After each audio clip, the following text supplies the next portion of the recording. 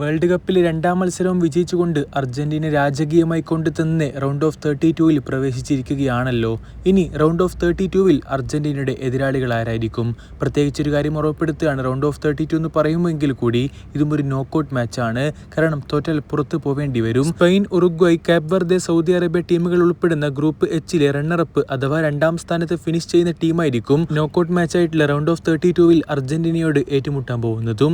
തീർച്ചയായിട്ടും ഇതിൽ വലിയ സാധ്യത കാണുന്നത് നിലവിൽ കേപ്പ് വെർദേക്കാണ്.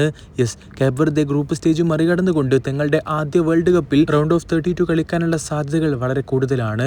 ഇങ്ങനെ പറയാനുള്ള കാരണം സ്പെയിൻ എന്തായാലും ഇരു ഗ്രൂപ്പിൽ നിന്നും ചാമ്പ്യന്മാരായി കൊണ്ട് തന്നെ മുന്നോട്ട് പോകാനുള്ള സാധ്യതയാണ് കാണുന്നത്. അല്ലെങ്കിൽ പിന്നെ അടുത്ത മത്സരത്തിൽ ഉറുഗ്വായ് സ്പെയിനെ തോൽപ്പിക്കണം. അങ്ങനെ സംഭവിക്കുകയാണെങ്കിൽ കാര്യങ്ങളൊക്കെ മാറി മറിയുകയും ചെയ്യും. ഏതായാലും അടുത്ത മത്സരത്തിൽ സ്പെയിൻ ഉറുഗ്വായെ തോൽപ്പിക്കുകയാണെങ്കിൽ ഇരു ഗ്രൂപ്പിൽ നിന്ന് ചാമ്പ്യന്മാരായിട്ട് സ്പെയിൻ തന്നെ മുന്നോട്ട് പോകും. രണ്ടാം സ്ഥാനക്കാരായിട്ട് കേപ്പ് വെർദേക്ക് സൗദി അറേബ്യയുടെയാണ് മത്സരമുള്ളത്.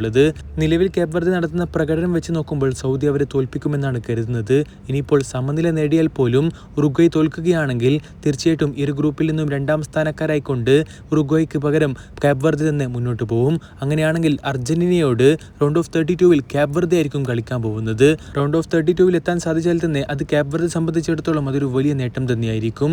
ഏതായാലും അർജന്റീനയോട് കേപ്പ് വെർദെ ഏറ്റുമുട്ടുകയാണെങ്കിൽ അനായാസമായി അർജന്റീന വിജയിക്കുകയും പിന്നീട് റൗണ്ട് ഓഫ് 16-ൽ പ്രവേശിക്കുകയും ചെയ്യും എന്നുള്ള കാര്യം എല്ലാവർക്കും അറിയാമല്ലോ. അല്ലെങ്കിൽ പിന്നെ വലിയ അട്ടിമറിയൊക്കെ സംഭവിക്കണം. സോ നിലവിലെ സാഹചര്യത്തിൽ അർജന്റീനയ്ക്ക് വളരെ എളുപ്പത്തിൽ ഈസി ആയിക്കൊണ്ട് തന്നെ റൗണ്ട് ഓഫ് 16 അഥവാ പ്രീ ക്വാർട്ടർ കളിക്കാൻ സാധിക്കുമെന്ന് തന്നെയാണ് പ്രതീക്ഷിക്കുന്നതും. അടുത്തൊരു വീഡിയോ ഭാഗത്ത് വീണ്ടും കാണാം. ചെറിയൊരു ഗുഡ് ബൈ.